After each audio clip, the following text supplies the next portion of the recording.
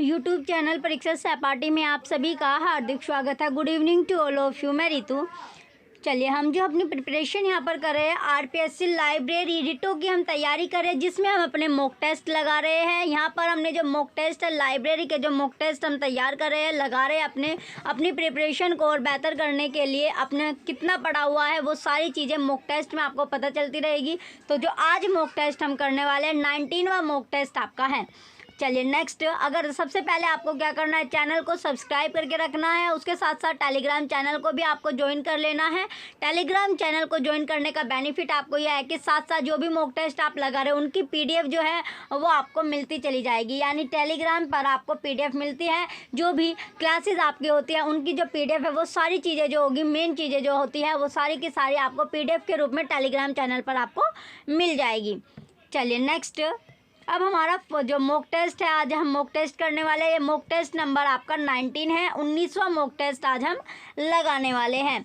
चलिए time waste ना करते हुए अपने फर्स्ट क्वेश्चन की ओर हम आज के बढ़ते हैं। पहला जो क्वेश्चन हमारा आता है, तो यहाँ पर फर्स्ट क्वेश्चन में आपका क्या पूछा गया है। देखिए सबसे पहले आपका जो पहला क्वेश्चन है, पहले क्वेश्चन में आपको फुल फॉर्म यहाँ पर पूछी गई है कि फुल फॉर्म आपको बतानी है किसकी, ICOLC की। यानी जो ICOLC है उसका पूरा नाम क्या है, तो पूरा नाम आपको बताना है। चलिए फर्स्ट ऑप्शन आता है, option A Indian coalition of library consortial, option B international coalition of library consortia, option C Indian coordination of library committee, option D international coordination of library consortia. तो 10 सेकंड आपको मिलेगी। 10 second के अंदर आपको यहाँ पर राइट आंसर अपना बताना है। चलिए आपका जो टाइम है वो स्टार्ट होता है। अब फुल फॉर्म बतानी है कि जैसे आपका ICOLC है उसका पूरा नाम क्या है या कंप्लीट जो नाम है वो क्या होगा। चलिए आपका जो टाइम है वो समाप्त हुआ। तो ICOLC का जो पूरा नाम है वो है international coalition of library consortia. Option B correct हो जाएगा। नेक्स्ट क्वेश्चन की ओर बढ़ते हैं। नेक्स्ट क्वेश्चन है हमारा question number second, which of the following acromion represent the functional elements of scientific management. निम्नलिखित में से कौन सा संक्षिप्त शब्द वैज्ञानिक प्रबंधन, जो वैज्ञानिक प्रबंधन है यानी साइंटिफिक मैनेजमेंट के कार्यात्मक तत्वों को बतलाता है, तो वो कौन सा होगा। Option A post code, option B post corb, option C post crob, option D post drob. तो 10 सेकंड आपको मिलेगी। ये क्वेश्चन आपका इम्पोर्टेंट है। 10 सेकंड के अंदर आपको राइट आंसर यहाँ पर अपना बताना है। चलिए आपका जो टाइम है वो स्टार्ट होता है। अब 10 सेकंड के अंदर राइट आंसर बताइए। क्वेश्चन सेकंड का करेक्ट आंसर क्या होगा। चलिए आपका जो टाइम है वो समाप्त हुआ। तो राइट आंसर यहाँ पर आपका हो जाएगा post corb. Option B correct है, POSDCORB ये करेक्ट आंसर आपका है। ऑप्शन बी जो कि इम्पोर्टेंट क्वेश्चन भी आपका है। नेक्स्ट क्वेश्चन की ओर बढ़ते हैं। नेक्स्ट क्वेश्चन आता है question number third, according to which law of library science library grow endlessly.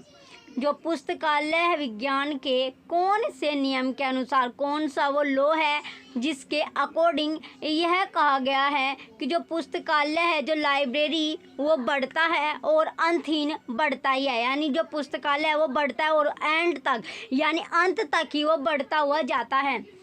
कौन से लॉ में ये बात कही गई है। ये क्वेश्चन भी आपका इम्पोर्टेंट है कि वो लॉ आपको पता होना चाहिए कि जिसमें जो लाइब्रेरी है वो स्टार्टिंग से लेके एंड तक बढ़ती ही आपके यानी ग्रो ही आपकी करती रहती है। ऑप्शन ए सेकंड लॉ द्वितीय नियम, ऑप्शन बी थर्ड लॉ तृतीय नियम, ऑप्शन सी फोर्थ लॉ चतुर्थ नियम, ऑप्शन डी फिफ्थ लॉ पंचम नियम। तो 10 सेकंड आपको दी जा रही है। 10 सेकंड के अंदर आपको राइट आंसर बताना है। चलिए आपका जो टाइम है वो स्टार्ट होता है। अब 10 सेकंड मिली है आपको।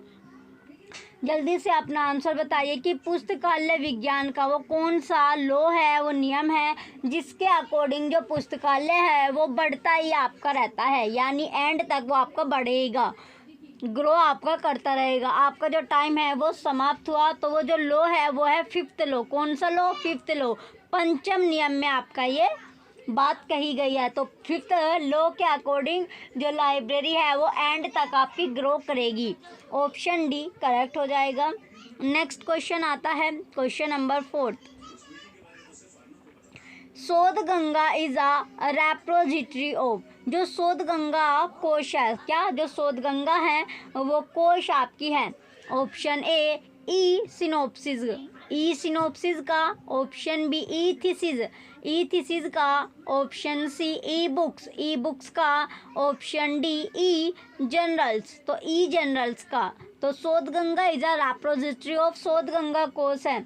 10 सेकंड आपको मिली है, 10 सेकंड के अंदर राइट आंसर बताइए कि शोध गंगा कोश है। 10 सेकंड के अंदर आपको करेक्ट आंसर यहाँ पर आपको देना होगा। चलिए, आपको जो टाइम है वो समाप्त हुआ। तो शोध गंगा कोश जो है वो किसकी है? ई थीसिस का।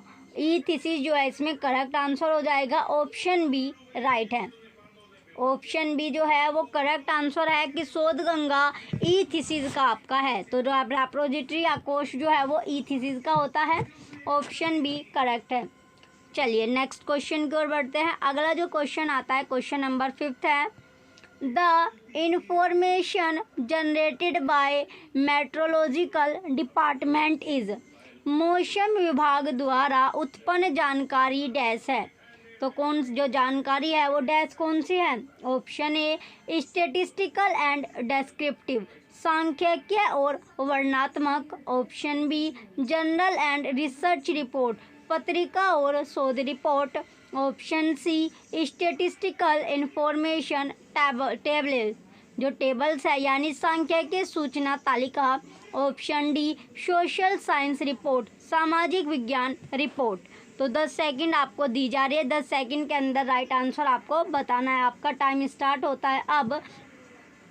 चलिए, मौसम विभाग के द्वारा उत्पन्न जानकारी जो है वो डैश है। तो कौन सी जानकारी आपकी होगी ये आपको बताना है। आपका टाइम समाप्त हुआ। तो राइट आंसर यहाँ पर हो जाएगा स्टेटिस्टिकल एंड डेस्क्रिप्टिव, सांख्यिकीय और वर्णनात्मक। ऑप्शन ए करेक्ट है। ऑप्शन ए जो होगा वो राइट आंसर आपका है। नेक्स्ट पेज पर आपको दिया गया है यहाँ पर कि यहाँ पर मॉक टेस्ट आपको फ्री मिलते हैं। प्रैक्टिस जो टेस्ट है वो भी फ्री होंगे। उसके साथ साथ फ्री क्लासेस आपके लिए अवेलेबल है। अगर आपको सीटेट के नोट्स चाहिए या फिर प्रीवियस ईयर क्वेश्चन पेपर अगर आपको चाहिए सीटेट के, अगर आप तैयारी कर रहे हो तो केवल और केवल 99 रुपये में आपको नोट्स और प्रीवियस ईयर क्वेश्चन पेपर मिल जाएंगे। उसके साथ साथ अगर आपको यूजीसी नेट की भी आप तैयारी कर रहे हो, प्रीवियस ईयर के क्वेश्चन पेपर अगर आपको चाहिए तो वो भी आपको 100 रुपये में मिल जाएंगे। यहाँ पर सबसे सस्ते नोट्स और प्रीवियस ईयर क्वेश्चन पेपर आपको मिलते हैं। अगर आपको बाय करने हैं, परचेज़ करने हैं तो बाय नो पर आप अपना परचेज़ कर सकते हैं। चलिए अब चलते हैं हम नेक्स्ट अपना अगला जो क्वेश्चन आता है क्वेश्चन नंबर 6 है। क्वेश्चन 6 में पूछी गई है what is the full form of विपो, जो विपो है उसका पूर्ण रूप क्या है? विपो का पूरा नाम क्या है? विपो जो है WIPO, उसकी कंप्लीट फुल फॉर्म या कंप्लीट जो नाम है वो आपको बताना है। Option A world intelligence public organisation. Option B world investigation public organisation. Option C world intellectual press organisation. Option D world intellectual property organisation. तो यहाँ पर 10 सेकंड का आपको टाइम दिया जा रहा है। जल्दी से अपना राइट आंसर बताइए। 10 सेकंड आपको दी जा रही है। आपका टाइम स्टार्ट होता है अब। 10 सेकंड के अंदर राइट आंसर बताइए कि विपो जो WIPO है उसका पूरा नाम या जो फुल फॉर्म है, कंप्लीट फुल फॉर्म आपको यहाँ पर बतानी है। चलिए, आपका जो टाइम था वो समाप्त हुआ। तो विपो का जो पूरा नाम है या फुल फॉर्म जो है वो है world intellectual property organisation. Option D correct answer हो जाएगा। विपो की यानी डब्ल्यू से आपका वर्ल्ड हो गया, आई से आपका इंटेलेक्चुअल है, पी से आपका प्रॉपर्टी हो गया और डी ओ से आपका ऑर्गेनाइजेशन हो गया। तो ऑप्शन डी यहाँ पर करेक्ट आंसर हो जाएगा। नेक्स्ट क्वेश्चन है question number 7। Which of the following set is arranged in chronological order? निम्नलिखित में से आपको बताना है कि कौन सा ग्रुप या फिर जो ऑर्डर है या समूह है उनका क्रोनोलॉजिकल ऑर्डर यानी कालानुक्रमिक क्रम में अरेंज आपका है, व्यवस्थित किया गया है। ऑप्शन ए आता है ILA UNESCO, RRRLF IFLA. Option B IFLA, ILA UNESCO, RRRLF। Option C है ILA, RRRLF UNESCO IFLA. Option D RRRLF IFLA, ILA UNESCO. तो 10 सेकंड आपको दी जा रही है। 10 सेकंड के अंदर आपको क्रोनोलॉजिकल ऑर्डर आपको देखना है कि कौन सा ऑप्शन में आपको दिया गया है, जो अरेंजमेंट है वो कौन से है आपका क्रोनोलॉजिकल ऑर्डर में दी गई है, कौन सा ऑप्शन करेक्ट होगा। आपका जो टाइम है वो समाप्त हुआ। तो राइट आंसर जो यहाँ पर आपका है जो क्रोनोलॉजिकल ऑर्डर है इसमें इफ्ला, ILA यूनेस्को और RRLF आपका यानी ऑप्शन जो बी है ये करेक्ट आंसर आपका हो जाएगा। तो ऑप्शन बी, क्वेश्चन 7 का ऑप्शन बी राइट है। चलिए नेक्स्ट क्वेश्चन है question number 8। Writing system was invented by.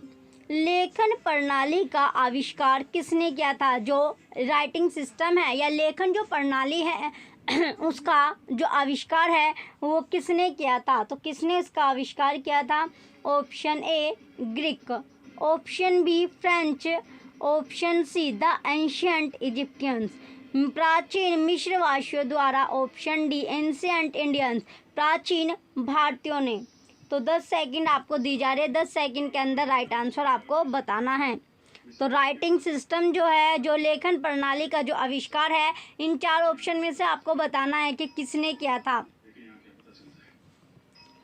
चलिए, आपका जो टाइम है वो समाप्त हुआ। तो लेखन यानी राइटिंग सिस्टम जो जो आविष्कार किया था, जिसने इन्वेंटेड किया था, वो इसमें कोई सा भी नाम जो है वो करेक्ट आपका नहीं दिया गया। कोई सा भी ऑप्शन यहाँ पर करेक्ट आपका नहीं है। नेक्स्ट क्वेश्चन आता है क्वेश्चन नंबर 9। क्वेश्चन 9 में पूछा गया है 5 law of library science was first published in. पुस्तकालय विज्ञान के 5 सिद्धांत प्रथम कब प्रकाशित हुए थे। ये क्वेश्चन भी आपका इम्पोर्टेंट है। जैसे कि आपको पता है कि जो लाइब्रेरी है उसमें 5 लॉ है, तो 5 लॉ के बारे में यहाँ पर पूछा गया है कि जो 5 यानी जो 5 लॉ है, 5 जो नियम है, वे पहली बार जो पब्लिश किए गए थे, प्रकाशित आपके किए गए थे, वो कौन सी ईयर में किया गया था। वो ईयर जो है वो वैल्यूबल है, वो ईयर जो है उस ईयर का आपको पता होना चाहिए। तो ऑप्शन ए आता है आपका 1928, ऑप्शन बी है 1929, ऑप्शन सी 1931, ऑप्शन डी 1927। तो 10 सेकंड आपको मिली है। जल्दी से अपना राइट आंसर बताइए कि कोई कब जो सिद्धांत है वो पहली बार पब्लिश की बात की गई है, कि पब्लिश जो है वो कौन सी ईयर में आपके हुए थे। चलिए, आपका टाइम समाप्त हुआ। राइट आंसर हो जाएगा 1931, ऑप्शन सी करेक्ट होगा। चलिए, लास्ट क्वेश्चन है हमारा आज का। नेक्स्ट लास्ट क्वेश्चन आपका बचता है कि growth of information beyond a manageable limit is called. सूचना की वृद्धि प्रबंधन की सीमा काबू से बाहर हो जाए उसे डैश कहते हैं। तो उसको क्या बोलते हैं, उसको क्या कहा जाता है।